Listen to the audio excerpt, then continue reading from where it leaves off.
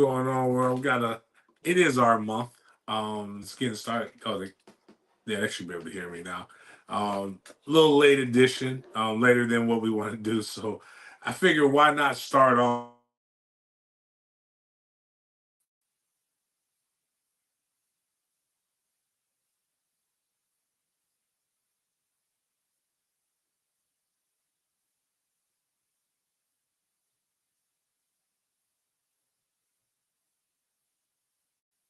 jug joints back in the day.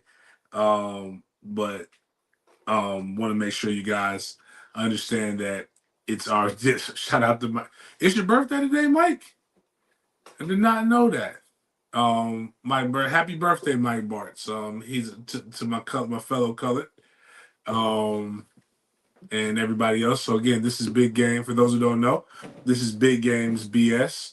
A part of Den Media Group presented by. Oh shoot! You know what? Hold on. While we're at it, and we're still getting some stuff set up. They hear you through the phone. They hear me? Mm-hmm. Oh, so this isn't working. Yeah, the phone. Oh, okay. So I didn't speak hot. There we go. Oh.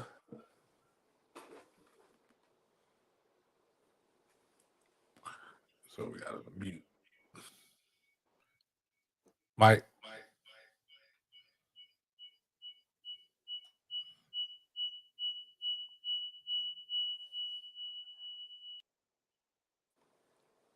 All right. Well, mic check. All right, so we just turn it down. So, while we're getting that set up, let me go and get my Lannister on, because I actually forgot to make sure that Grant was good. So, and Grant's such a great person that he hasn't been like, yo, Big Game, where my bread at? So I need to make sure him and Mac are paid.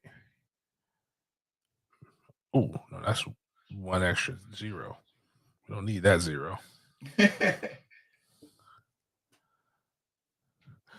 Grant, put your Cash App in the chat, please, sir. So I ain't gotta go look for it.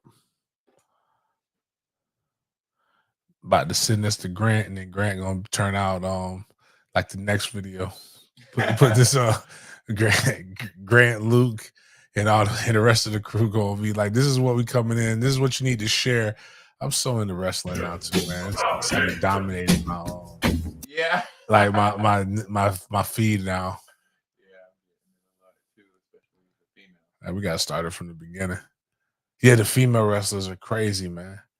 Like this is the best thing that I thought we were gonna have everybody on the timeline.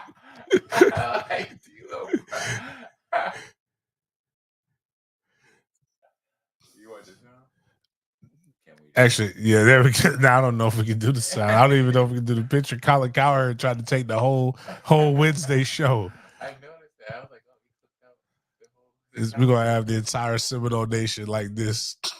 Just I don't remember this. The Nation of Domination. Oh man, it was great, man. It was awesome, man. They don't have the little white kid. Oh man, I thought they were gonna have this little white. They had the little white kid up here just like this, man. What does it say? The Wall GG. Toss up your fist. Toss up your fist in the chat. All right.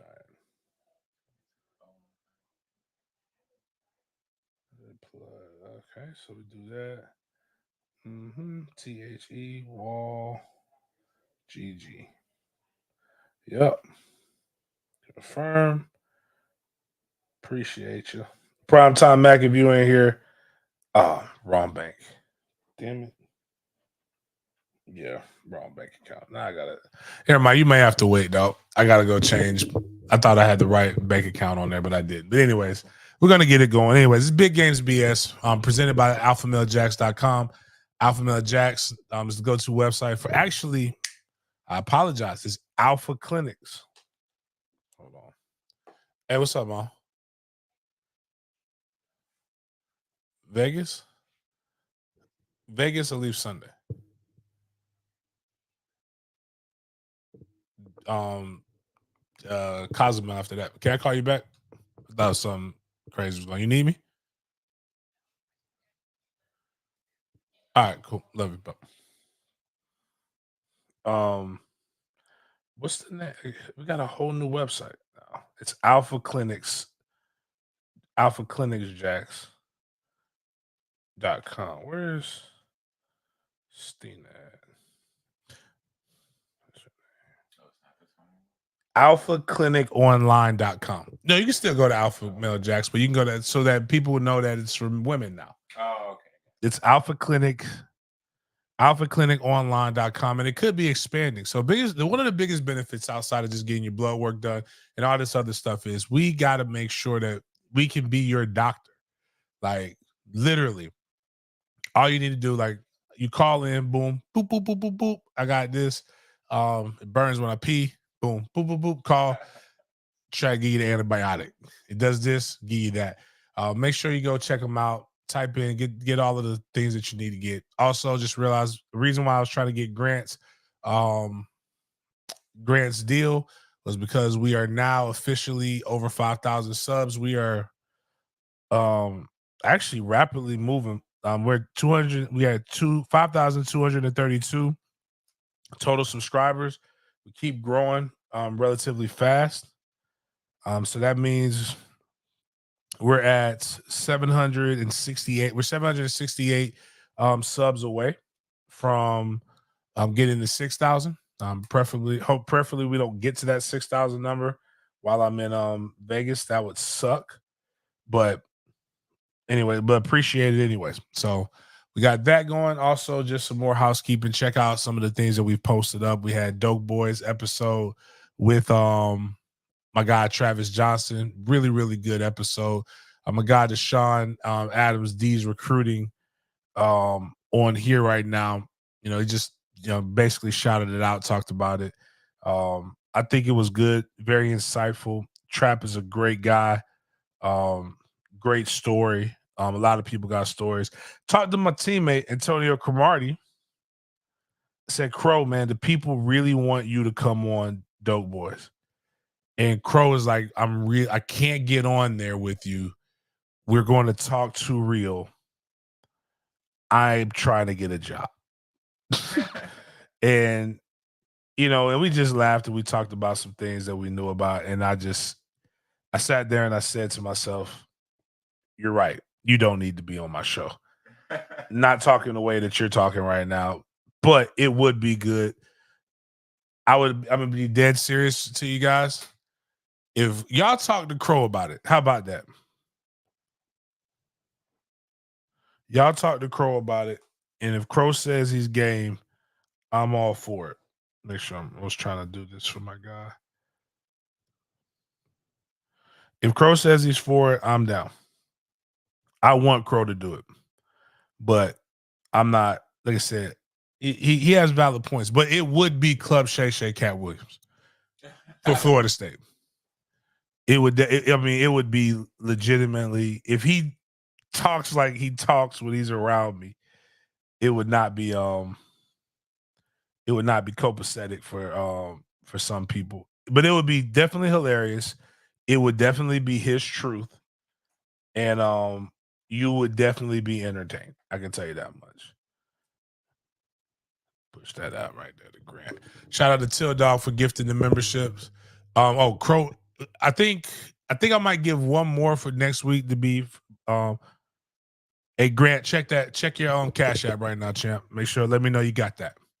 It says you got to deposit it. We made that happen for you. But moving forward, a lot of stuff has been happening, a lot of moving pieces, a lot of I didn't realize how much content we've been putting out the last couple of days. It's been a lot. Next week will be even crazier. We had my guy TJ Outmore come on Tuesday. It was really, really good. He did our month. He got black on us, man. Shout out to TJ. Not TJ Pitner. I don't think my guy TJ Pitner can ever be black. But be confused as black. But TJ Outmire definitely went black on us. And he showed us, he's like, this week, most colleges have made posts to celebrate Black History Month. But let's take it a step further. New Black alumni. Which U.S. schools are graduating the next generation of Black leaders? This is the class of 2022. Take a look below at which schools are commendable for their efforts to graduate Black students and which ones need to do better. Who puts their money and their effort where their mouth is? Among the Power 5 conferences, kudos to UCF and Florida State, who lead all others. UCF and FSU alumni should be proud of their schools and what they're doing. We have the different charts here. Shoot, it's small for me, but not just us. Maryland, Rutgers do a really good job. They're over 1,000 Black graduates. Florida State doubles the next ACC school. That's crazy. Now, Miami has 424 Black graduates. To their defense, Miami's a much smaller school, so they obviously would not have as many graduates, but I do think that's a pretty high percentage for Miami as well. Clemson has 377. UCF has the most Black graduates. They have 2,131. Again, they're doubling the University of Houston. And that's crazy. Oh, well, actually, no, it shows what Miami. Well, even so, it's 7.4% of their student population, I guess, graduated. Were African Americans that graduated. Florida State's almost 10% of theirs. Now, what's crazier is when you go to his next slide, which is the next link, Miles. Let's put it in comparison because there's a lot of black-white debate, right? HBCUs. I'm all for HBCUs. So forget though. Let's go to just click over the slides. Click over one more, and we'll have this is where we want to be at. SWAC and MEAC. CAA, or no, it's supposed to be CIAA, but that's not that. I guess they're not putting them. But the SWAC and the MEAC are the HBCU conferences. FAMU, Florida State. Where would that put Florida State? Florida State would be top 5 in the SWAC, and they'd be top 4 in the MEAC. UCF doubles a lot of these schools output. But I used to joke with FAMU students saying to tell them that you realize that there are more Black students at Florida State than there are at FAMU, and it's just the sheer it's just not concentrated. Yeah. It's like literally there are more Black students. There's not just more Black students at Florida State than FAMU. There's more Black students at FAMU than at Florida State than FAMU. So it's just it's just a large what happens when you have large alumni populations, but them being able to produce African Americans doing this. See, like it doesn't have to be it's not DEI when you're deliberate. They're not pushing out somebody else in order to get something. They're that. And shout out to programs like the CARE program at Florida State. Shout out to Black Student Union. Shout out to a lot of different things. I hate that diversity, that like how people use DEI as like this thing. Like I ain't never like I've always been the best when I've applied for something. Like I ain't never got an exception. Like I've been damn good at a lot of the different things that I do. And a lot of times people try to say, well, you only got that because you're that. Like bullshit. Like it's a very difficult. It's like the idea that you're in this position because somebody gave it to you is like, I'm like, you really think that that's the only reason that I'm here? Like it's a wild thought process between people who have the world built for them, that don't want to have that. And again, I'm not even knocking it. If the world was more built for me, I'd take advantage of that shit. It's not like but this is kind of cool though when you look at this, and TJ does a lot of stats, and I think that they're dope, man. But yeah, man, it's diversity at its best. We've had some also the last couple of days, sad days. Mike Martin longtime baseball coach at Florida State. He passed. He did a really, really good job at Florida State. It's crazy when you think about hearing fans and how they talk about stuff. You didn't win a championship, so it doesn't matter. Mike Martin was one of the winningest baseball coaches in college football history and never won a college World Series. Is he not any good? Like, I always tell people, like, are you listening to yourself? Like, do you hear yourself say the words that are coming out of your mouth? He was a GOAT. I interviewed him a few years ago. Really, really great, really, really great man. Like, bro, like, I wonder if Danielle sent it to me, so I'm gonna play it over my phone. So it should come in pretty good, but like these guys back then, man, I don't know what the women had like inside of their area, because Trey's probably watching this, so I don't want to get too vulgar. I'm not gonna listen to all 3 minutes of it, but like these guys fought wars for this kind of vagina. They sang doo-wop songs. Like, they went and got like 5-6 of their friends to come over and sing about, I've got sunshine on a cloudy day. Ooh, and they going outside these girls' windows, and then I guess you say, what can make me feel this way, my girl? It's kind of like fans of other programs that sing about that brag about somebody else beating you. Like, y'all are doing what the guys did in the 60s. Only one person got the vagina. Like, but they all came together and were singing and proud of that. Like, think about it like this. The Iliad, it's a book, right? Like, some of y'all, hopefully y'all read this. Like, this is when they were doing stuff. Like, they used to be education. Was actually about a guy who literally was like, his sole purpose of survival was to get back to his wife. For like 10 years, this motherfucker was fighting Cyclops that ate people. He was doing all these different things, but he did that. That's the kind of action that this people must have had, because if you listen to Mike Martin just talk about, hold on, entire life with my girlfriend of 54 years right beside me, and we're just looking back. It was a great moment for Carol and I. I wasn't going to ask about that. We had Coach Bowden, and I know Coach Bowden has been with Ann since before maybe my grandmother was born. But I can't fathom being with somebody for 54 years. I'm also very busy. I can't fathom how busy you are. Brag on your girlfriend a little bit and about what she's like and what it takes to be. His girlfriend is his wife. She's helped you with your career over the past 54 years. James, you ain't got enough time. You know what it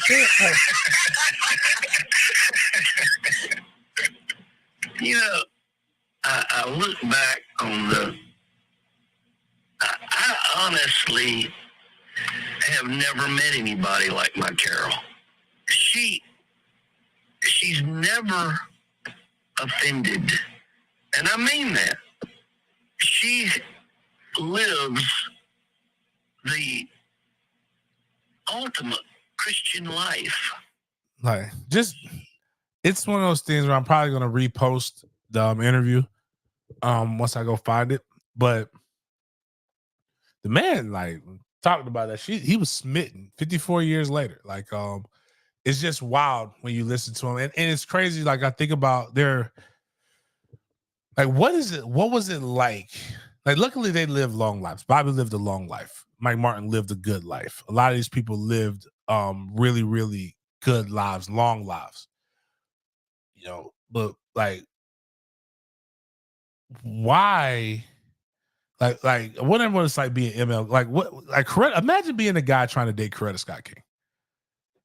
Like, after Martin, man. It doesn't matter all of the other alleged things that he may or may not have done, but like, just imagine being the guy after him.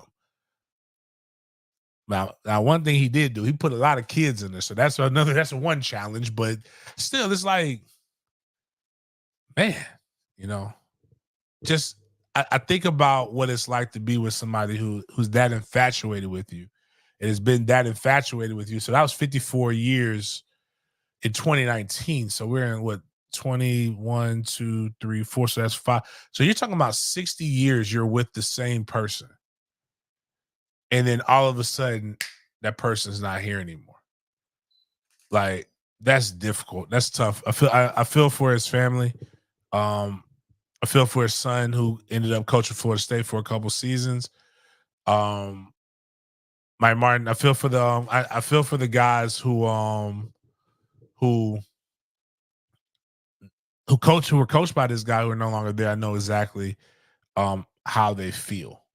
So that's one thing. Another great person, like not like it wasn't really an athlete, but he was. It's like we lost a good athlete. Clubber Lang died. If you don't know who Clubber Lang is, not Clubber Lang, excuse me. It wasn't Clubber Lang. Apollo Creed died. Clubber Lang is, I don't know, is Mr. T alive? I don't know if Mr. T's alive or not. I don't want to just go around unaliving people. But if you click on that, he was also in Happy Gilmore. It's in a lot of great sporting movies. He was Action Jackson. He's a ton of different things that he's been, but Carl Weathers passed away at 76. I used to think that 76 was just crazy old. Like it's not really old. Like it's actually fairly young. And you know, I got to start. Like I think if somebody says it's easy to say, like I used to think my age was old, but like I think they made my age older on TV. Like because I'm older than Carl Winslow now, and they made it seem a lot older on TV. Like Carl was like looked like he was just going through it. I think your dad might be the same age as Carl Weathers, Miles. What are we? 2024. Yeah. That is 74. Okay, it's close. Definitely close. Like so, like you know, but yeah, man, this is but that you know, actually, you know what? Tanisha put them OGs need to help us, new school folks. I'm probably never gonna blah blah blah. I think I'm gonna tell you the reason why the OGs survived. He what's his name? What's his bum by? Chris Rock said it. The problem is y'all want to talk all the goddamn time. Like one of the things in that interview that I talked about, like how do you survive when you're busy and you don't have, like Chris Rock said his dad went to work at 6 a.m., came back home at 6 p.m. Somebody could have been unalived and he wasn't going to know until 6 p.m. You don't call him at work. Like now with cell phones and technology, like you, like again, even in that like I joke about the Odyssey and like there was no communication. Like that lady stayed faithful until it was like, all right, it's 10 years have passed, ma'am. He's dead. Like you got to move on, ma'am. And it's like now I think part of the problem is we know nothing and too much about all of ourselves. And there was a sense of that you kind of had. This is all you got. Now, with more opportunity and more resources, comes more options or the perception of more options. And when you feel like you have more options, you don't tolerate things. And the problem is that when I listen to him, it's a lot of toleration that happened during those times. Somebody call? Oh, never mind. Just a lot of toleration that happened. Like, you know, again, the jokes are like, why can't men act like the old days? Well, Big Daddy had a family on the north side and the south side. But Big Daddy also was able to afford that family with on minimum wage. Like I think a lot of times people look at, and then also with social media, we see the highlights of other people's lives, and people say silly shit like relationship goals, and now you got me wearing matching pajamas. And like because you saw Will Smith and Jada Pinkett doing it, and meanwhile we see their life actually sucks outside of being rich. So yeah, I mean, listen, would you rather cry in a mansion or a hut? And those are things that, again, those things that Big Mama knew that Big Daddy was cheating, and that's why you got the one uncle that's light skinned. Everybody else in your family pitch black dark, and then Uncle Clay is bright is bright yellow. So just things like that. Again, I always tell people one thing I will not do that I learned from that older generation is I am not going to purposely F up my happiness. Life is entirely too short. Grind, do what you got to do. But it's sad to see those guys dead. One of the beautiful things about this show is that we talk about topics and we have continuations. I don't know about you guys, but my social media has gotten so much better ever since I introduced wrestling in my life. And it is it's like some good stuff here. The one girl, I couldn't re-find it, but like they're showing her lifting and doing cleans, and they got like her and her husband, wrestling husband, have a reality TV show. But I saw these are two thick Latina wrestling associations. I don't know what the name of it is, but they were getting after it.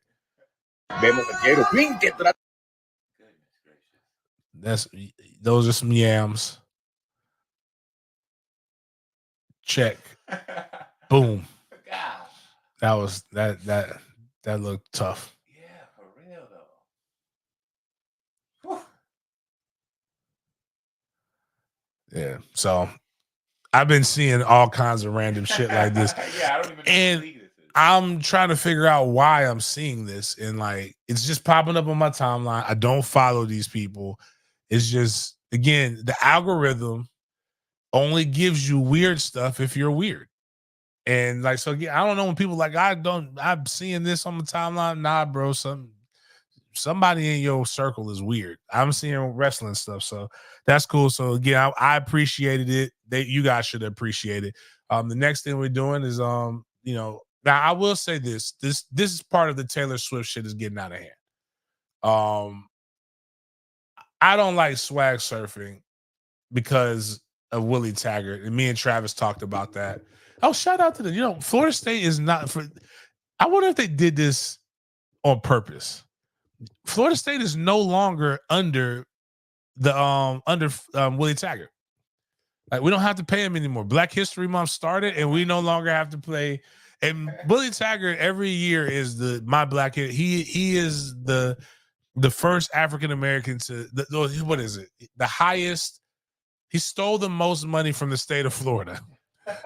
So shout out to Willie Taggart in our month, but he brought swag surfing against Virginia Tech. We got a beat. We were ganked. But I guess the group is FLY. I didn't even know the name of the group. I thought they were just the swag surfing people. But they gave Taylor Swift the green light to remix swag surfing, because if you haven't realized, Pilgrim media outlets, PMOs. That actually might be the new term, PMOs. That's what it was. Actually, I'm going to start. When I start talking about ops, the PMO outlet, the PMOs want you to believe this. Pilgrim media outlets are basically making it seem like this woman invented swag surfing. They're like, new crazes taking Kansas City by storm, with Taylor Swift doing swag surfing and teaching people how to swag surf. Columbus in the fuck out of it, man. Like, they have gentrified everything. They gentrified woke. That's what I needed to find. We're gonna get on his ass. David Pollock. I don't know what the hell David's thinking. This motherfucker has lost his goddamn mind. But anyways, shout out to them. I didn't like it. I still don't like it. I won't listen to the song. But you know what I do like? I like Taylor. This is what I was talking about in my thing. Taylor Swift got like it touched the hem of my garment type power. Like, like Jesus, like if somebody's like, that's sacrilegious. Say what you want to say. It's the truth. This woman just makes everybody money. Like, you might not like her music, but you got to respect her hustle. Like, these dudes finna they're gonna go diamond now that Swifties got a hold of this song. She's gonna get more. She's gonna do more. Taylor Swift is going to do more for the African American community this month than any of our top artists. And I love it for them. Good for them. Get the Swiftie bag. We're all trying to get that Swiftie bag right now. The Swiftie bag, while it's here, man, she may not like Kelsey. We're gonna all eat off of this right now. But also, just for those who are wanting to know, this Japan, the embassy, the U.S. embassy in Japan, basically released this. Shout out to Luke for being able to get me this. The Embassy of Japan in the United States is aware of recent media reports concerning the steps Taylor Swift will need to take to travel from Tokyo after her concert on February 10th to Las Vegas in time to watch the Kansas City Chiefs play in the Super Bowl. Despite the 12-hour flight and 17-hour time difference, the embassy can confidently speak now to say that if she departs Tokyo in the evening after her concert, she should comfortably arrive in Las Vegas before the Super Bowl begins. We know that many people in Japan are excited to experience Taylor Swift's Eras Tour, so we wanted to confirm that anyone concerned can be fearless in knowing that this talented performer can wow Japanese audiences.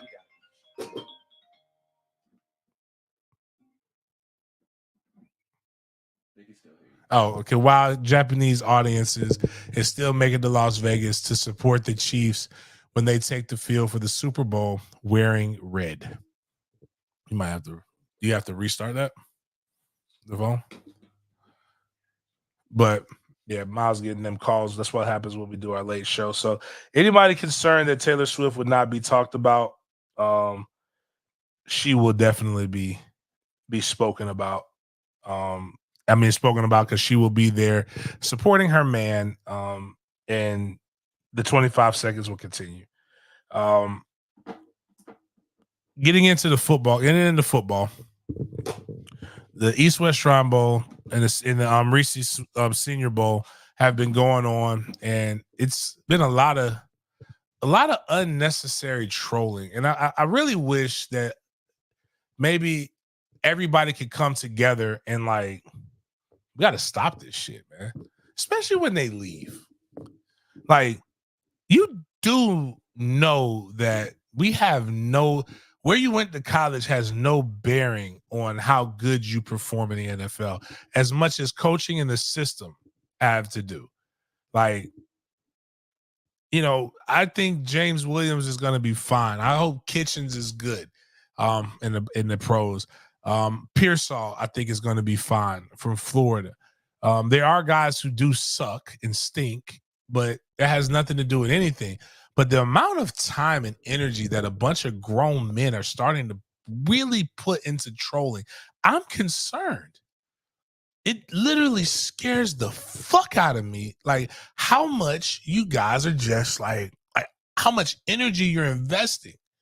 Because there's a lot of other things to be doing in life to make your lives productive, to give your lives some joy, to give your lives some fulfillment. Just brag on if you're proud of the guys, brag on them, right? God damn, we got to talk about every fucking thing. Everything is a fucking troll.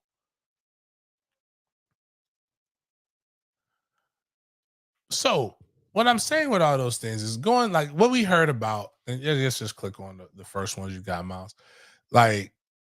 Yeah, his draft stock is going down, though, Luke. And we'll talk about that. And I don't mind talking about people's draft stocks not doing good. And if they didn't perform well, I get that. Yeah, we'll start off with that one. It should be a bit scroll down. Yeah, so how it starts off in the Florida boy Corey, just Javion Cohen tosses FSU's Brandon Fisk out the club. And then what he did was, and this is what's funny about it, and shout out to the midget. The midget's a real one, his coach. He tags the Miami's offensive line coach. The Miami's offensive line coach doesn't know who he's going up against. Boom. He just looks at it, and he just does his coaching thing. So, that's what we see right there, right? Now scroll back up. And again, this is the problem. There's got to be something else you could have been doing. You could have just big up. If you thought it was a good play, just say, hey, man, Cohen got a good block. This is what Alex Maribal said, the offensive line coach at the University of Miami. 100% holding by Javo. Needs the jump set and not allow Fisk to get upfield. Now, what's funny is, you know what he does, like in another play? He does exactly that. And then that's the play you can brag on. Instead of trying to be like, gotcha, bitch. Focus on what you're doing. And then what happens is, now we know you don't know anything about football. All you wanted to do was troll. And now we know, but we already assumed that. If all you do is troll, we know you don't watch ball. And the problem, I blame Elon, because Elon's paying people for impressions. Actually, matter of fact, scroll down. Let's see what, like, I mean, I don't know how many impressions I got on that shit. I probably ain't getting nothing. Barely. Yeah, I mean, no, that's me. I got 2,000 some views. Click on his. He's got 184.2 views.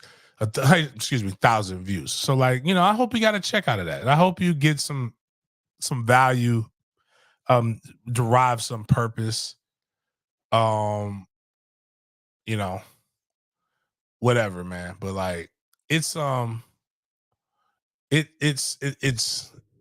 But it was really good. That, again, the other rep that Gid had was good. So moving on to the next thing, you know, people you know, Johnny Wilson. Somebody posted that, you know, the day before. Oh, Johnny Wilson is DB highlight films. Like, he's a highlight reel for DBs. They're destroying him. And then I asked simply, can you please present the video that shows us this? And then, because all the video that I've seen, just click the button. It's Georgia DB. It makes me angry. Shit. And we'll also, like, look at the quarterback. Like, look at this shit. Boom, boom. Clear. Pause. That's a hell of a lot of separation. That's a tall target.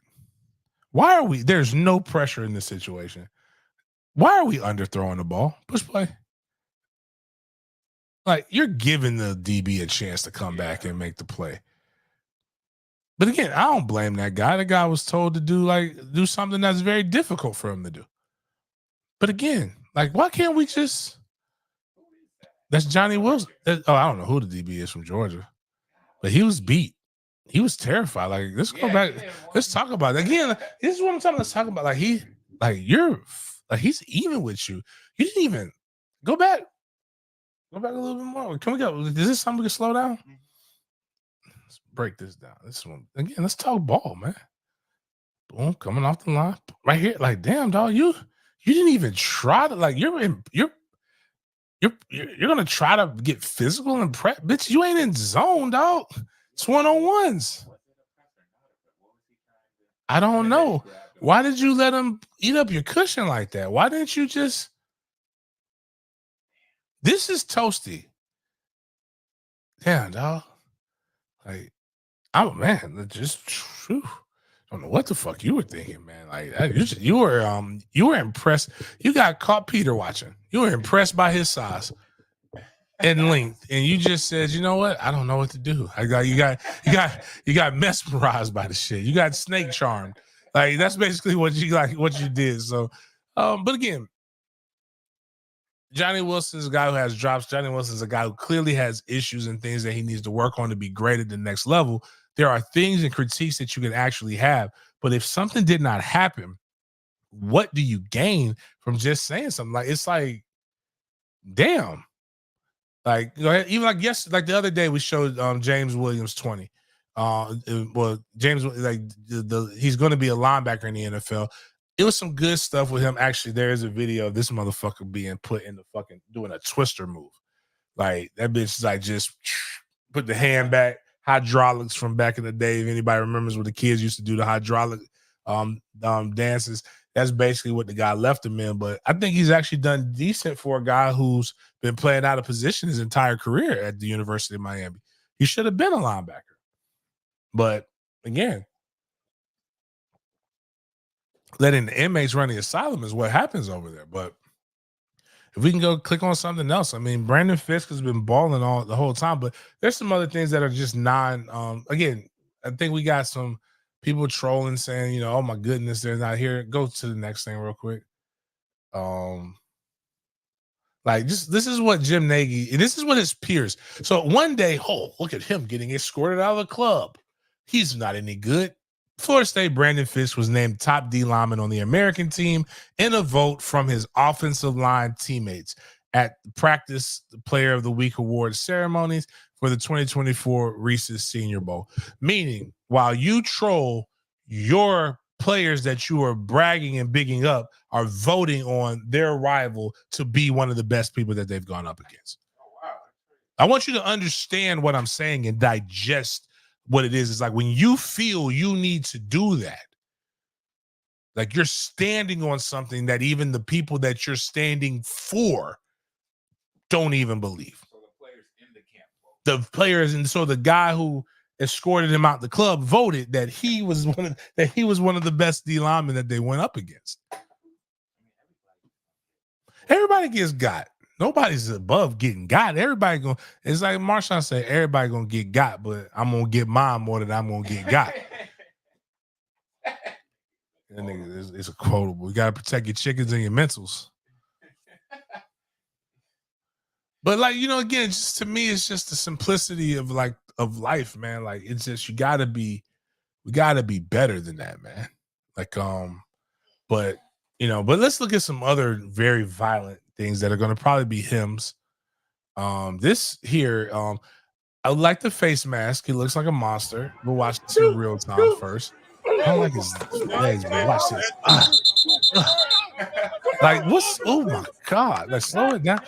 This is where, like, you know, we saw this with Aiden Hutchinson when they played San Francisco, and that was made of him.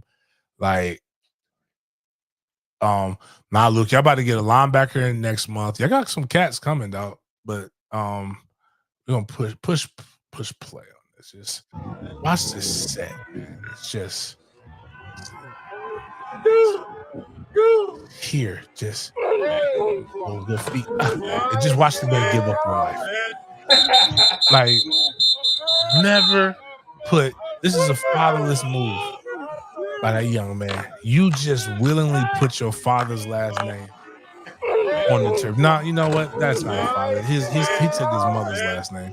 You just put on your back and shoved in your face, and slapped in the face, just like your mama used to be.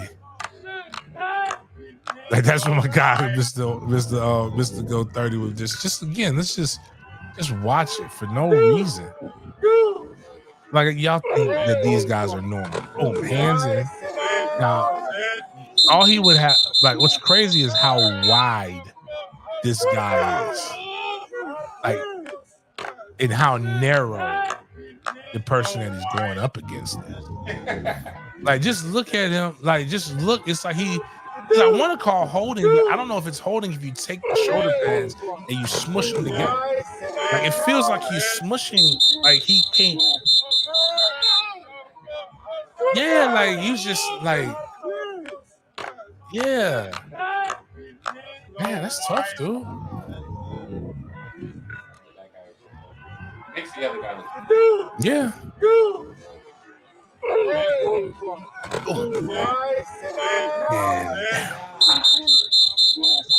And then just the extra. Like, damn, that's fucked up, man. Like, it goes back to Ali Sadiq. You ain't have to slap him when he was down on the ground. Like, but he's not even gonna be able to get his get back, man. Blake, our D line would have taken people's fucking lunch money, taking people's peanut butter sandwiches. Would have beat the fuck out of one of those teams. But don't get me started on that shit. But let's go. That's not even the worst one. So that's where the offense won. Let's look at another one of these things that just bully mode. This is just, not Christian. SEC, you're afraid. You don't want to play in the SEC. The SEC is so violent. Let's watch the SEC.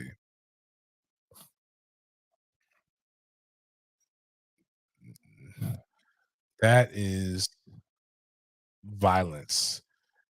This is what it looks like when the pastor's baptizing your badass kid comes up there and the pastor just baptizes him. Look at his knees. He did the stanky leg.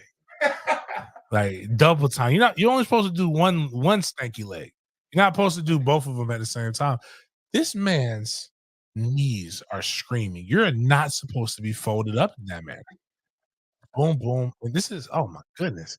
It's perfect in the fact that hands are inside and he jacks them up. I try to tell people this, and I used to love doing this at fullback. If my hands are inside of you, I can jack you up, and there's only one place that you can go when your head goes back. If you try to come forward, you're going to choke. If you go backwards, I'm going to guide you to where I want you to go. And he wanted them to go to the ground. And again, this is another person whose father's last name hits the ground, man. You can have some pride, man. Imagine this, because what you guys are seeing right now, what I'm doing, like if you want your kid to go to the NFL, this is basically it. Mr. Coach 30 is perfect. Like, and the problem is you watch film as a group, as a big group, then you watch film as an offense, then you watch film as a seg. And you're gonna get roasted. Like, look at this, look at these feet. Terrible footwork. Tried to stop him, just boom, just mudded you. Like it wasn't you, Damon. Like, this is when I hear people say, like, just my fear in life. This is what I think prison is like. Like, people say, I'm gonna go to jail. I'm gonna be. This is a man imposing his will on another man. And that's from all the movies and all the sketches that I've seen. That's basically what it's like.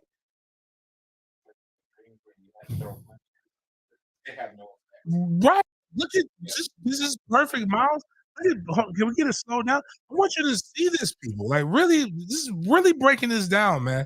Because again, the PMOs, the Pilgrim media outlets don't know how to break it down like this. Watch this Pilgrim. Pause real quick. He is trying to he is like, unhand me, sir.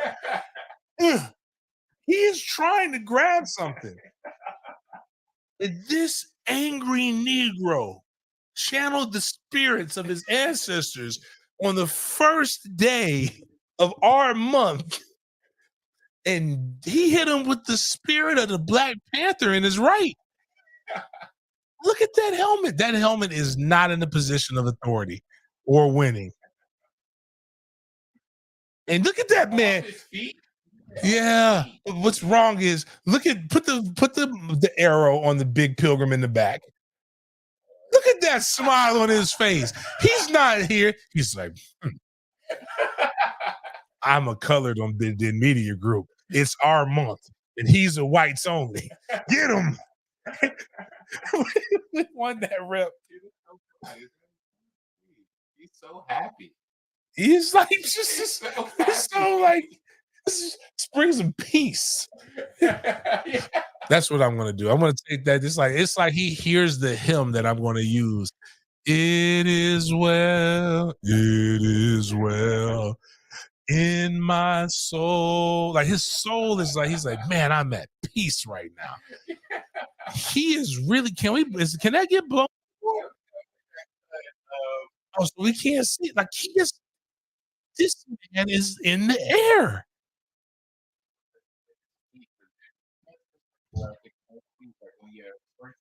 Yeah.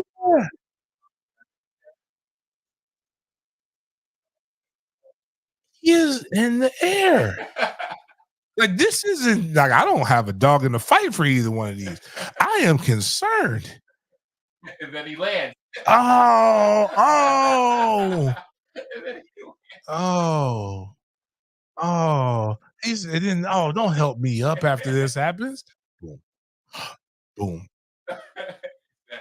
It's like he jumps backwards. He's not even stepping back. He's jumping or being hopped. like, so what he's trying to do is he's trying to drop his center of gravity, like to stop the bull rush, but it ain't working. Like, you gotta do it. This is the problem is he was doing from the beginning. Hands are just like, when your hands are like that, dog, it's just like,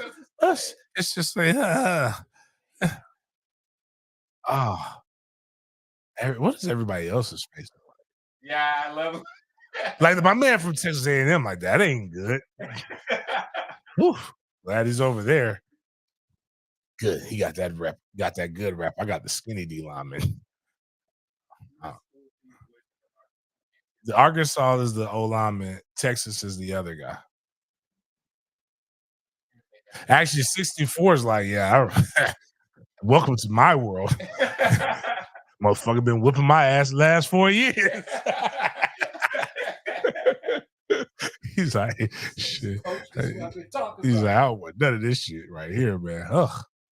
All right, man. This is definitely gonna fuck up our that's so nasty. It might mess up our monetization. This is definitely not made for kids. Hard to block 362 pounds, especially on your back. I mean, that's a. I mean, just the craziest part about this being our month is that what's fucked up about all of this is that centuries ago, some guy said, "You know what? There's some people over here in this hot place they're chilling right now. They ain't bothering nobody. They actually offered us some good drink and some good barbecue. I never knew what cheetah tasted like until I hung out with these people. But what we're gonna do is we're gonna take some of these guys and we're gonna put them in a boat, right? And we're gonna travel them across some of the most treacherous conditions that we could possibly put them in, to where only the strong will survive. And we're gonna feed them minimally, so only the best of the best from a physical standpoint are going to make it over here." I'm just saying, only the best specimens made it. Like literally made it. Again, I am only listen. I am not mad at you. I am one of those. Like I am. Like it should happen. Can't change it. But I want you to understand what happened is like it was in the belly of a ship, a wooden ship at that. Coming across, don't know where the fuck they at, don't know what time it is, don't know what any of this is. People dying in front of you, pooping on themselves. You got the best of the best that have come over here. And then what you do is you take the best of that best and you breed with them with other things, and people purposely breed. And then you know, you had them working in the field, getting stronger. Like, you know, and then just get killed off a couple more. Like only the best were doing it. And then all this stuff goes away. And then you say that they can't play this sport where it's all violence.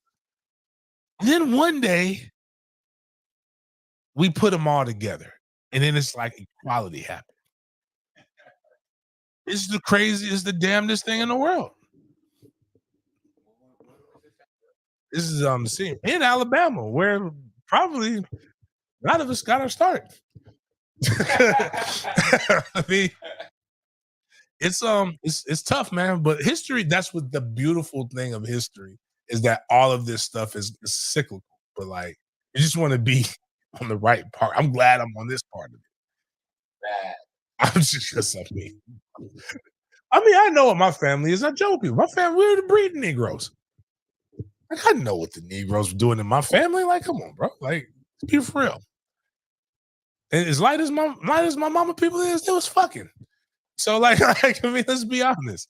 But yeah, so that's the stuff what we got with the Senior Bowl. A lot of violence, a lot of this stuff, man. It's football. Fortunately, football's coming to an end. That we just have these little snippets going on.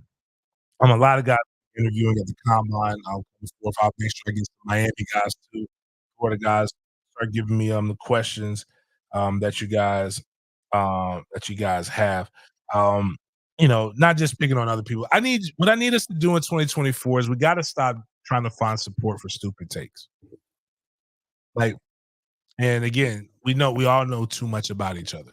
If you don't have it, you don't have it, and that's not a problem. Shout out to Noah Season. Is he following me? Oh, he doesn't follow me. You know, but you can go follow him. He's a Noah Buck Bolt Rays Tampa Bay fan, professional reverse psychologist. So maybe this is reverse psychology. But he puts out, because Florida State is going through massive upgrades right now. My seats are gone. They damn near cleared out for everything. and they're trying to renovate the stadium, and it will look good. But some people are upset that this is happening. Don't support for stupid takes. Yeah, that one. And some people aren't happy that this is happening. I, for one, am, because I don't care. I didn't realize how good the Champions Club was going to be until I got into the fucking Champions Club. Like, everybody was just like, "Oh, you're taking away seats from good, hard-paying fans." And then now they're doing this. They're gonna. You ever seen like the end zone, like the suites at pro games? Like, it's like, end zone. Like, if you've never been in those, I get why you don't understand and why you don't like them. Them shit's cool. The Jags have this as well. Not from the end zone, but they have where you could just walk out, stand up, watch the game, and enjoy the game. They also have places where you can sit. And instead of realizing that, there's a whole industry created for this, people. Like, when you ask who asked for that, they didn't just decide to build this, like, and make this multi-million-dollar investment on a humbug. They did it because, you know what? The people who can fucking afford it requested this. And they're like, nah, who's seriously gonna stand here for games? Me? Because again, people said the same thing about the Champions Club, and if you look at the picture, you can see where the Champions Club is. And then when they built it and you go into the Champions Club, you know what you realize? You want to be in the Champions Club. And the Champions Club has a Wi-Fi. So if for nothing else, that's why I want to be in the Champions Club. So I can troll in real time. I can tell you about what's going on in the game in real time. Champions Club and the press box are the only two places in the stadium that has Wi-Fi. Like, so I hope that place would have Wi-Fi. It's going to be astronomically expensive in the beginning. A one-time fee of $19,000 per seat. Then it's like the actual seats don't cost that much. It's just the initial fee to actually pay for this shit and other things. But what I want people to realize and understand is this: just because you can't afford it doesn't mean other people can't afford it. And the other part that happens is businesses can afford this. As I joke, James Coleman is not buying that shit. That makes absolutely no sense. That is out of James Coleman's budget.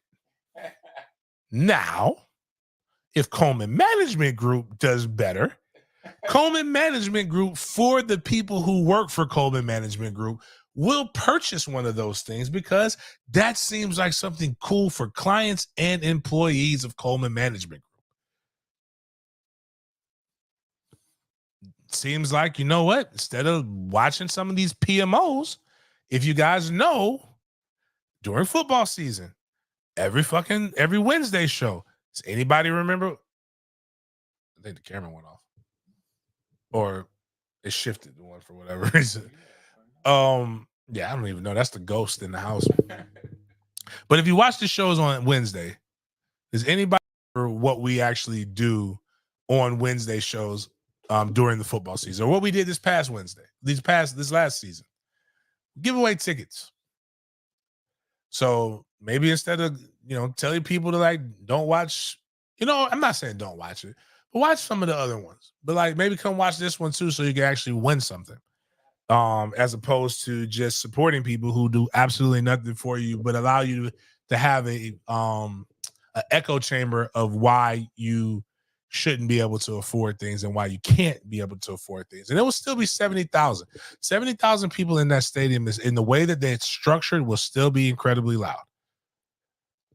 And it's only 70,000 with the actual stadium seats. It doesn't count what's in that area. And again, all you can eat, all you can drink. Listen, the other part too is what I really don't like about it is, let's be honest, right? Let's talk about football games. So football games, as a guy who does this, I'm not even going to take you to Clemson or North Carolina or any of these top ones, right? Let's just say Charleston Southern. The Charleston Southern game is going to be $30 a ticket. So if you want to go to the game, let's just say you got a family of 4, right? So that's what's that? That'd be $120 for just the tickets alone. If you're lucky, you're going to be able to find parking for about $40. So now you're at $160, right? You got to eat, right? Let's say you're one of those people who like, you know what, man, I'm going to eat food before I get to the game or something like that. Okay, cool. God bless, man. You'll go get you. Let's just say you go to McDowell's, get you something to snack on. That's probably going to run you 30 to 40 now because McDonald's ain't cheap no more. So now we're at $200. So that's just one meal. You can't just eat one meal. Let's just say you did that. Somehow you managed to do that twice. Now you're at $240. Let's just say $250. That's not including the gas that's going to take you to get there. And a regular car fill up $70, $60, $70. Both ways, that's another $120. So now we're over in it. We're damn near $400. So you're not gonna sit through a 3-hour football game and not get one refreshing beverage. Don't know if you've seen how much that shit costs, but it's probably a lot of money. You're gonna spend $50 to $60 on accident in a game. So now we're probably at, let's just say $550 right now. So what am I telling you? That's a lot of money to go to. That's a lot of money, and that's on the low end for a fucking weekend for just one game. It is not a poor person's thing unless you're hanging out with Big Game and you're with the kids that I'm bringing in or the free tickets. It's not including buying shirts. That's not including, because you got kids, they're gonna ask for shit. They're gonna ask for shit. That's why we do the tailgates for the price that we do the tailgates. Like the tailgate kids get in for like $20, $30. It's all you can eat, all you can drink for them as well. They shouldn't be drinking, but it's for them. And then the tailgate is $60 if you pay for it late. But if you buy it early, it's like $40. That's the reason why we do stuff like that, to try to make it cheaper for you. Shout out to Daniel Gorby. We try to make the shit cheaper for you, and people bitch like we don't see the numbers. And that's for Charleston Southern. That's if you're a booster. That's not Clemson is going to be an $85 ticket if you get them early. I promise you, kid you not. Clemson will be an $85 ticket. Florida's going to be a $100 ticket. Actually, Clemson might be $100. Both of them might be $100 tickets. That's why we do the things that we do. It's an expensive thing. And like the crazy part is if you've bought, like they're doing this because they're people like me who are, shit, okay. I wasn't going to give you $19,000 just to give you $19,000, but damn it, I'll give you $19,000 for my ticket experience.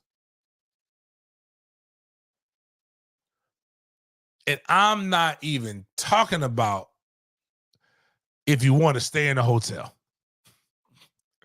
Because let me tell you this. That shit is crazy. Like I've seen hotels like North Carolina is going to be homecoming weekend. I promise you this. That's going to be $1,000 a night. And that ain't $1,000 a night for a 5-star hotel unless you're a member of Den Media Group, and we will post the Den Media Group link in the group so that you can go purchase your own stuff. And if you can't get that, we always have that. Spring tailgate stuff will be up here in a minute. It'll probably be, I think the spring game tailgate is always $40. So we're gonna start needing to get some people there. So I'm gonna be honest with you, like Eric, that might be the best. I'm thinking about doing that one day. Is just like buying like 2 RVs and like setting up at like the RV, because you don't even have, you can just, if you have the boost, I think there's an RV booster lot that you can set up at. Like you set up there and you just say, hey man, we got $200 rooms or like $100 to stay on the RV. Have a shower, all that other shit in there. I don't know how many people fit in the RV, but if you can get like 3-4 people, man, that might be cool. But my point in all of that is that when people say shit like this, like, bro, like, there are people who will pay for that experience. What's wild is there is I think it was $20,000 a game for the New York Nets for their ultimate VIP suite. Yeah, it was wild. The Lakers have one too, but I think it's more than that. But it was crazy, man. Like they had it was all you can eat. They had like a chef and all these other different things. And while $19,000 sounds like a lot to somebody who may make $50,000, and I'm agreeing with you, but when you have a lot of these boosters aren't paying for this stuff out of their pockets, they're paying for it out of their businesses' pockets. And you know what that is, right? It's a fucking write-off. Like it makes sense. Like, yeah. But anyways, yes, we will have a spring game tailgate. The spring game is April 20th. If you've been listening to me, we already been telling you this for quite some time now. We will have a kind of a weekend of events. We're working on some stuff now to be able to present to you probably within the next week or two. That link for the spring game tailgate will be up there.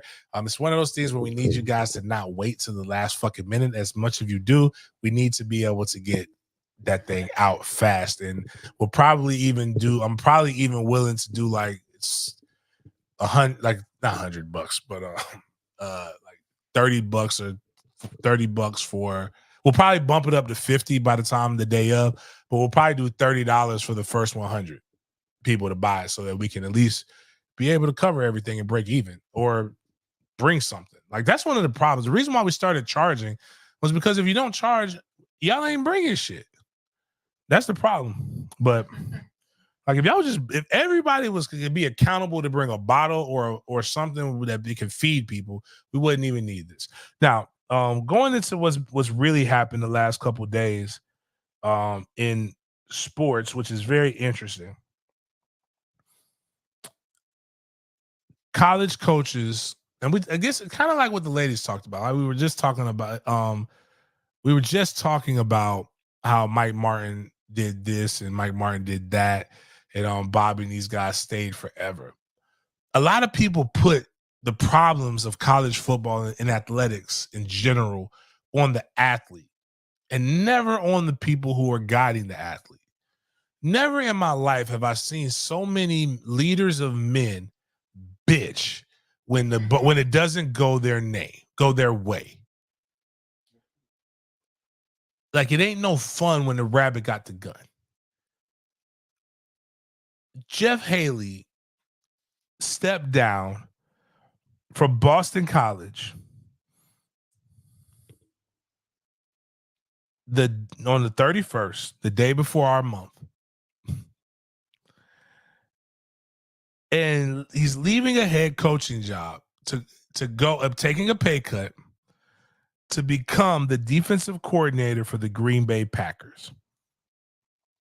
Hafley has brought Boston College to bowl eligibility in 3 of his 4 years. He's a guy who's saying that he's leaving because of the landscape of college football has changed and I just want to coach ball. He blamed the transfer portal. He blamed NIL. He blamed things that he's actually been fucking using. Like he just brought people over the transfer into Boston College, including one of our players. And now, oh my goodness, it's too hard to compete and do all of these things. It's like my man Don Draper when he said, he's like, you don't get to complain. You don't ever want to give me credit in this. Like, that's why I pay you. But you don't give me compliments. That's what the money is for. The money is for you to do your job. Like you're at Boston College, you took the job knowing these things. It is stressful. It's a high stressful environment coaching at a Power 5 in fucking general. But what bothers me is coaches speak things like loyalty. Do it for the love. This is why I do it. I do this. You say these things. But yet, you always want it to be easier.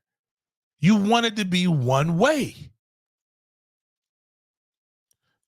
Like if I'm an NFL guy, like let's see, guys. 1, 2, 3, 4, 5, 6, 7, 8, 9, 10. You had 10 guys commit to you in the transfer portal to come play for you. And now you've left and they have 30 days open to try to go find where else they want to go. But the reality of the situation is you've left them with very little choice. And this is the real problem with all of this.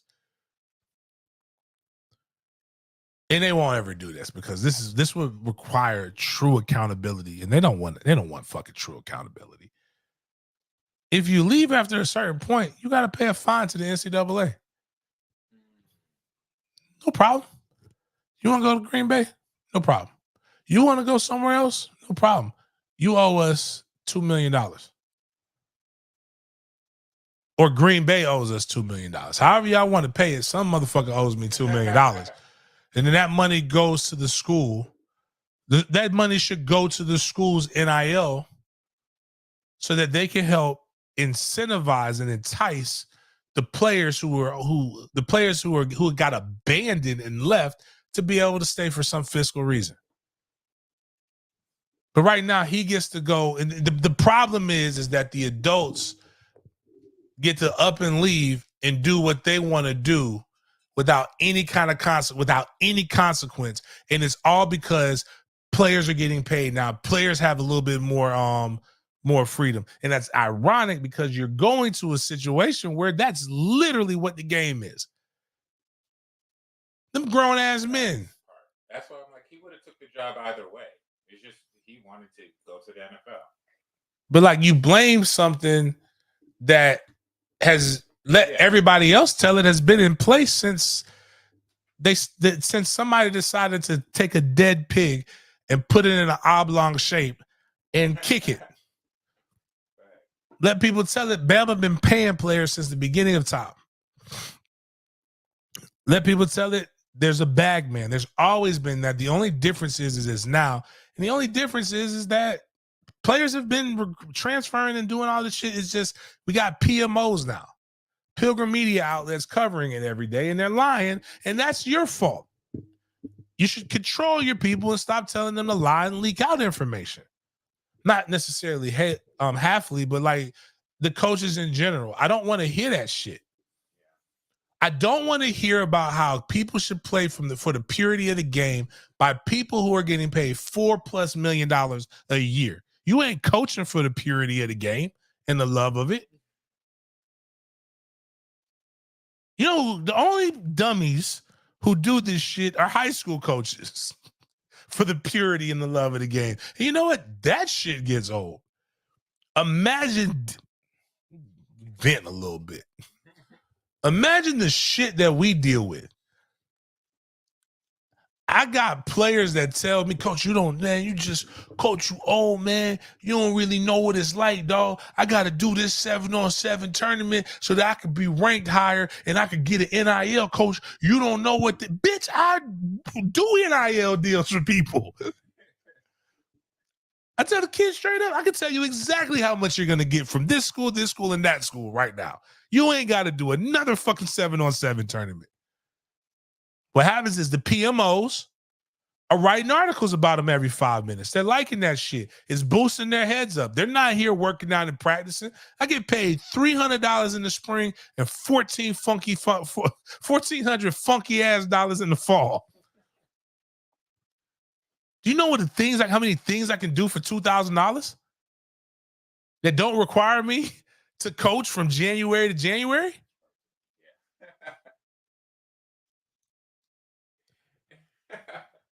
And they about to pass NIL for high schools. I got to hear this kid say, man, I'm finna go to this school. And this school said, if I go here, I'm going to get a scholarship because I'm just showing up there. And that's not even how this shit works. Like, they don't have this magic sprinkle sauce that they can sell you and you're 5'2", 340 pounds, and you run a 7 flat. There's nothing we can do with that. But yet, you got guys that go there, and then that's me on the low end, like the don't give a fuck end. Imagine if I had to teach. Some of these guys have to fucking teach and do a curriculum, deal with your badass kids,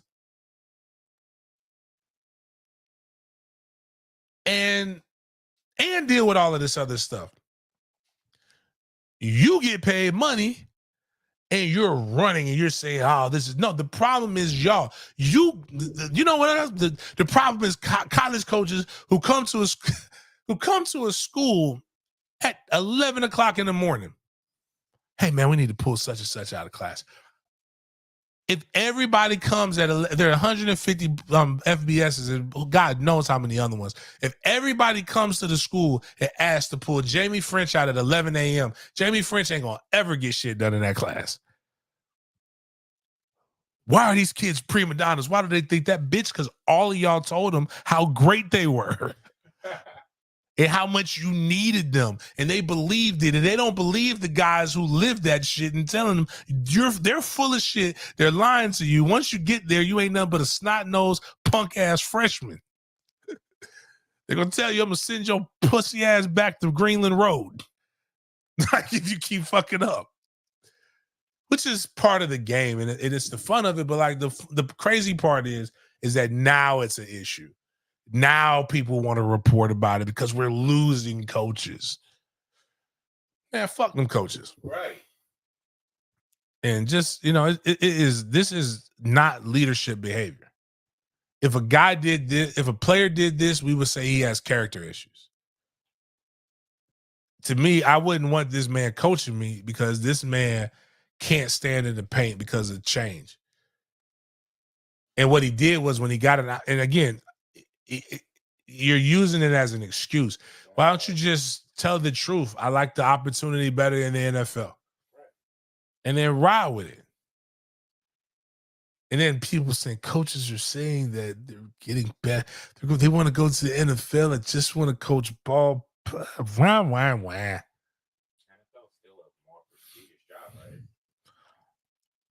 It's just you don't get paid as much. You don't have to recruit. Recruiting in and of itself is weird. Yeah. But it didn't get weirder. It's always been fucking weird, man. And what really is, it's even more weird with Twitter. People saying like, we got patent leather penny loafer Mario coming out there. He's gonna recruit guys. He's wearing dress shoes with no socks. That means he's doing good. I mean, get the fuck out of here, man. Shit's weird. And then Kirk Herbstreit's over here with this shit. And the NFL has a whole nother level of expectation that you have to do. But the cool thing about the NFL is once you kind of get in that circle, you're kind of in that circle. But no, college football in its current state will be seeing more and more coaches headed to the NFL without boundaries and regulation that makes sense. Coaches that get real opportunities in the NFL will be gone. This trend will continue until there is a new governing body and it creates a CBA with players, entity, or union that would include issues like NIL, transfer portal, and eventually revenue sharing. The sport is spiraling out of control, as we know, and many of these coaches are not sticking around and waiting. Just a new reality for the sport. Win. Then Ann Hyatt, NIL, and the portal have destroyed college football. It's not enjoyable to the diehard fans. Loyalty and earning a degree have taken a backseat to the almighty dollar. All kids think about is, how can I profit from this? You almost have to rebuild a program every year, in my opinion. When did white men hate capitalism so much? When did this happen? When did we not become Americans? You know what? Why NAL is a part of the problem is because Kirk Herbstreit and guys like him report on this shit all the goddamn time. If you didn't feel the need to have a 24-hour news cycle, it wouldn't be an issue. And again, attitude reflects leadership. Coaches hit the transfer portal all the fucking time. It's not enjoyable to diehard fans. I hate when people say silly shit like that, right? Because it is enjoyable. The numbers have never been greater. That's the problem. The kids are seeing, the problem is the kids have seen so many people get money Everybody getting paid but them. Eventually, guys, the peculiar institution like gets called out, man. Loyalty and earning a degree. Like loyalty, bitch, we got a coach leaving. The premise of this quote tweet was from a coach leaving. And you're talking about loyalty? People say loyal. Like, what is, you know what? That my fault. Because that's a word that I have an idea what it means. But I don't know when the last time I just truly just like looked up loyal. Like, what does loyal mean? Giving or showing firm and constant support or allegiance to a person or an institution. So when the institution fired the previous Boston College head coach, was that showing loyalty to him? Or did he not do his job and he got let go?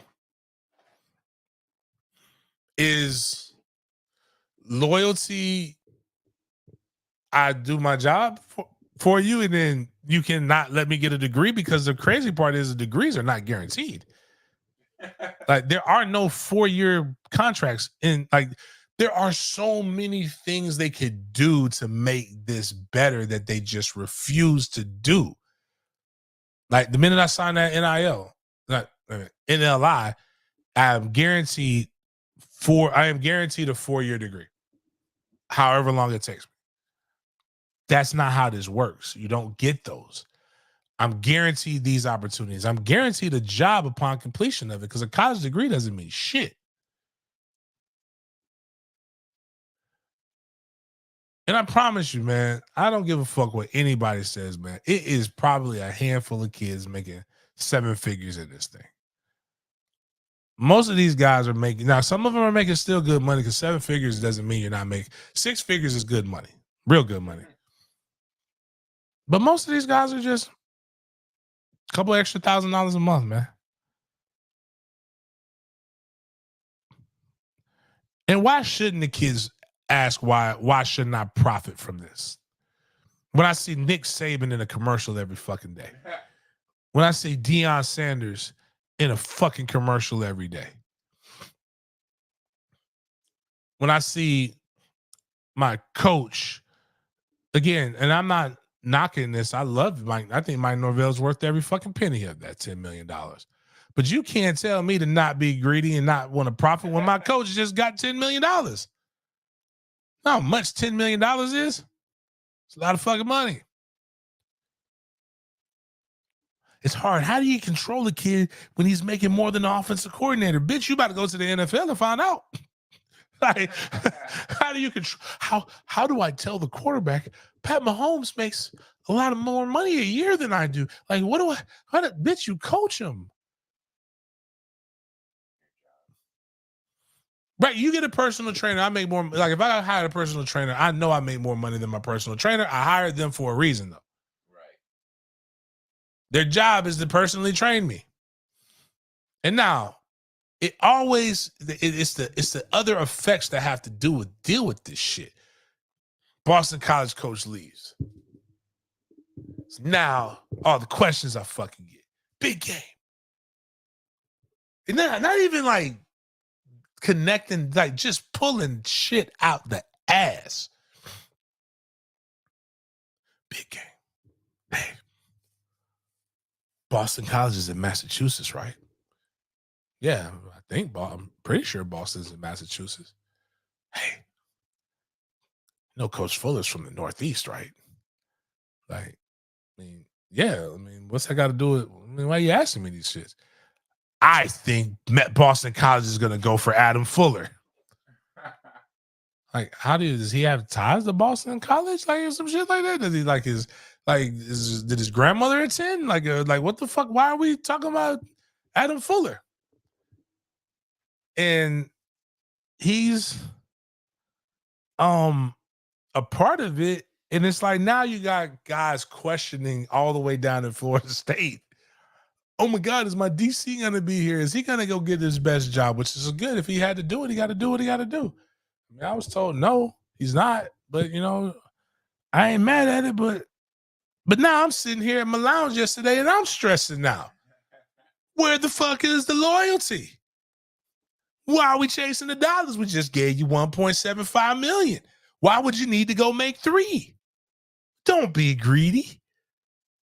And to be honest with you, actually, Max, I ain't really worried about that. I got a whole chopper full of D jokes for Alpha Male Jacks. It just doesn't flow as well with Randy's D or Certain D or some kind of D or whatever. It just like it doesn't work that well. Like, so what about me? That's what fans really sound like with all of this stuff. What about me? Where's your loyalty to me? Man, y'all the same motherfuckers that say, get your sorry ass out of here. You dropped that ball. Go on, get, boy. Like, do y'all y'all type this shit with y'all thumbs sometimes?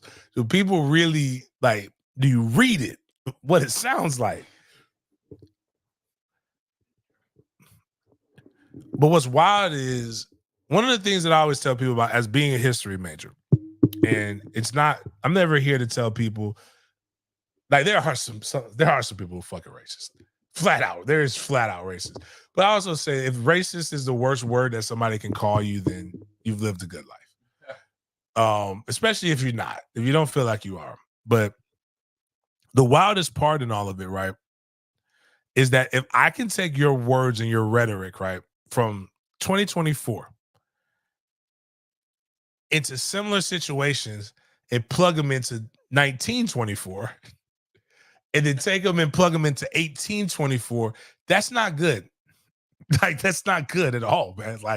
That's telling something. So we got to be careful is all I'm saying. So going into this and wrapping it up, Florida State, obviously I've done another legal show. We did that on Wednesday evening. So go check that out with Danielle Kelly and Doug Rohan Law. Did really, really good with that. And the whole thing I've been talking about is college football Pangea, and where it's going and the direction that it's headed. Well, the Big Ten and the SEC, further, one of the worst things you could do is gaslight somebody, and not the way that females have used the word. Again, females have taken gaslight and treated it like old white men have treated woke. Like woke, we're not saying this. For those who, again, this is my job. I like to educate people. If I say woke and you say woke, it's two different types of wokes. Okay, like woke is like, all right, man, I'm gonna go outside. Somebody might get me. Like woke, that kind of woke is just like there are elements in this world that you got to be aware of. There is a certain things that you have to be aware of. What other people are using woke, shout out to David Pollack, who's really good. And his timing was so bad. David Pollack put this in wokeness in 2024 on February 1st. Bro. Read the fucking room, bro. Oh, they were roasting his ass. But the problem is what he put down and what woke. He said wokeness is like anti-Christian and all these different things. What people have done is anything that you don't like is woke. So what I think, and this is real, I think is woke. I'm ready to end this woke ideology of us getting in the shotgun when we line up inside the goal line. That's that woke bullshit. That's why we're not a great country anymore. Why we're soft as fuck. Get in the fucking I formation and smash the ball down their throat like some real men. You got to get rid of this woke shit. Sounds wild, right? But I don't like it. So I'm gonna sprinkle woke on it, and then now it's evil. The rent has been way too. The rent is woke as fuck, man. This gas is woker than a motherfucker, man. But the gaslighting thing that I meant is they told Florida State that, it's not just the SEC and the Big Ten. No, you just didn't do this. And they talked about how subpar the Pac-12 is, and the Big 12 was like, because they didn't have a chance to really have it. Well, they got their last dance with Texas and Oklahoma. But the whole time Florida State's telling people like, yo, man, y'all don't see what the fuck? No, you're just, they told us that we were crazy as we saw a shift to the Big Two. And why would you leave the ACC, bitch? Because we know, and want to join the Big Ten and the SEC because we know that's the only two that are going to be left. You're crazy if you think that's going to happen. Well, Andy Staples reports that what everybody said was going to happen is going to fucking happen. Southeastern Conference, I'll click on it over here. In the Big Ten Conference are forming an advisory group as the NCAA is immersed in all kinds of legal troubles and all kinds of different things. In Birmingham, Alabama, February 2nd, 2024, the Big Ten Conference and Southeastern Conference today announced the formation of a joint advisory group of university presidents, chancellors, athletic directors to address the significant challenges facing college athletics and the opportunities for the betterment of student athlete experience. For those who don't understand, if you want to be for real, you know what the NCAA is? A fucking advisory group of presidents, chancellors, and athletic directors that address and make rules for everybody. It seems like we're forming the next phase of where college football is going to head.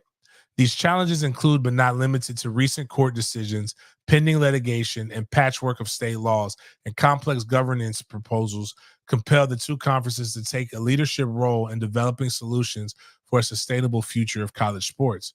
The advisory group will engage with other constituencies as necessary, including consultation with student athletes and other key leadership groups from within both conferences. The Big Ten and the SEC have substantial investment in the NCAA. There is no question that the voices of our two conferences are integral in the governance and other reform efforts. We recognize the similarity in our circumstances as well as the urgency to address the uncommon challenges we face. Basically, we have literally taken our beloved sport and turned it into a two-party system.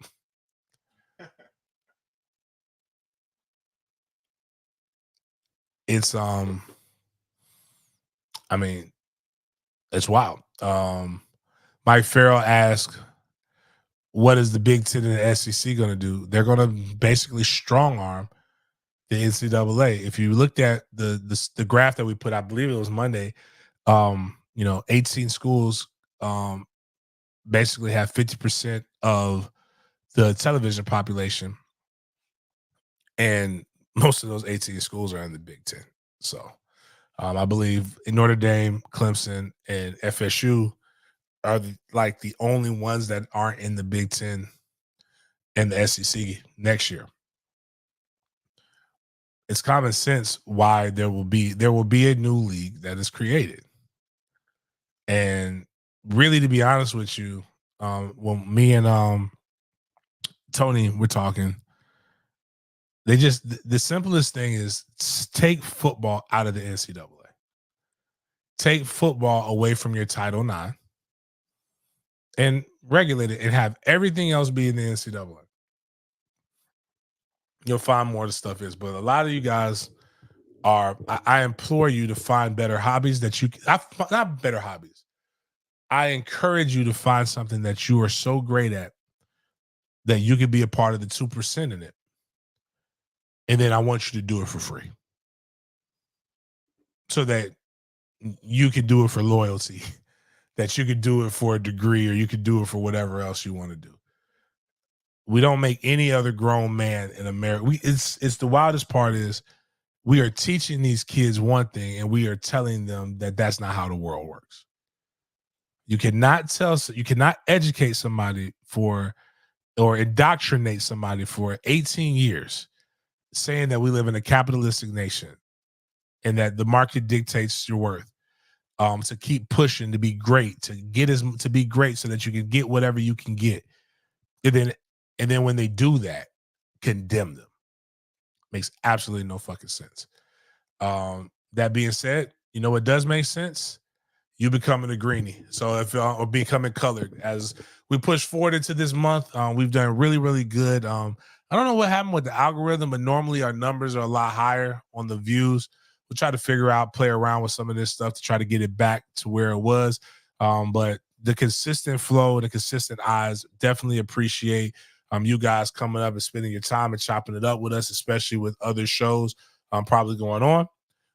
Next week, I'm gonna be honest with you, I have no idea what the schedule of the show will be, as there will be a 3-hour time difference between me and Miles, and there will be a ton of content that just gets put up. But we will have the show 3 times next week. We will have a Dope Boys sometime next week.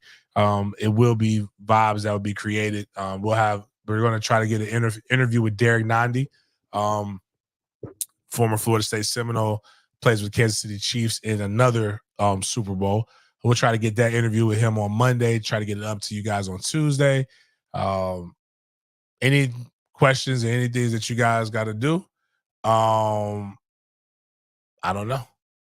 But we probably will. Jamal put, you got to be spontaneous when you're lit. I probably will go live at a few of the parties that we're at, if I can. I'm not 1,000% sure how that will work. Again, it's 3 hours. Like, so last time I was in Vegas, I went party on the last night that I was in Vegas. And it was wild because it was Saturday. So 3 hours. So like I'm out and we're going strong at 1 o'clock at 2 o'clock in the morning Vegas time, which is 5 o'clock East Coast time. And then I'm still partying as people are getting ready to go to church. And like I'm still tweeting and they're like, yo, did you go to sleep? And I didn't. Eric, I think we're going to the Rhino. I'm pretty sure I'm going to the Rhino. My business partner Scott knows the owner. So if I can go there and have it done big, I'm definitely gonna go there. But it will be some pictures. My Twitter will be definitely lit. We'll have shows, we'll have all kinds of shit. Radio Row's kind of cool. And outside of that, just continue to watch the stuff, guys. Continue to push it. I don't know. Appreciate you guys for chopping it up with me. And outside of that, we will see you guys next week.